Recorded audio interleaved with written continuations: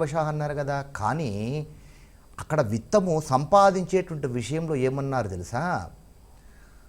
మాతా నిందతి నాభినందతి పిత భ్రాతాన సంభాషతే మృత్యు కుప్యతి నానుగచ్చతి సుత కాంతాపి నాలింగతే అర్ధప్రార్థన శంకయా నకురుతే సల్లాప మాత్రం సుహృతు తస్మాత్ నైతిక విత్తమార్జన శృణు సఖే విత్తేన సర్వే వశాహ అన్నారు.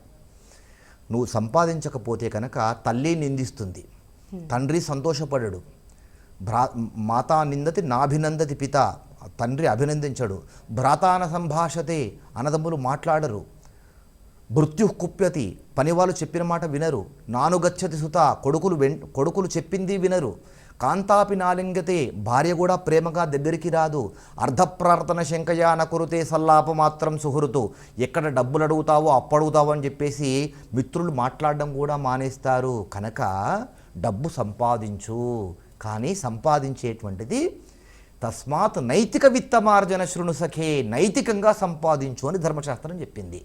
కనుక నైతికంగా సంపాదించేటువంటి సంపాదన ఎప్పుడూ ఉంటుంది. అదే అన్యాయోపార్జితం విత్తం, అన్యాయంగా సంపాదించినటువంటి ధనము 10 ఏళ్లే ఉంటుంది. 11వ ఏడు వస్తే సమూలంచ వినశ్యతి, నువ్వు సంపాదించింది నీ తాత ముత్తాతలు ఇచ్చింది అంతా కొట్టుకొని పోతుంది. కనుక ఈ కాలంలో లంచాలు తీసుకొని అన్యాయంగా సంపాదించి వ్యాపారంలో మోసాలు చేసి ఎదుటి వ్యక్తిని మోసం చేసి సంపాదించేటువంటి సంపాదనతో కొంతమంది మేము చేసినటువంటి పాపం నుంచి కొంత భాగం భగవంతునికి ఇచ్చేసి పాపం నుంచి నిష్కృతి పొందుదామనేటువంటి ఆలోచనలో ఉంటారు. అది ఎంత మాత్రం కూడా సరైనటువంటిది కాదు. మీరు అన్యాయంగా సంపాదించినటువంటి ధనముతో భగవంతునికి ఏ విధమైనటువంటి కైంకర్యాలు తెచ్చిపెట్టినా కానీ చేసి పెట్టినా కానీ భగవంతుడు అనుగ్రహించడు, ఆమోదించడు, ఆనందించడు. అది నీ పాపమే.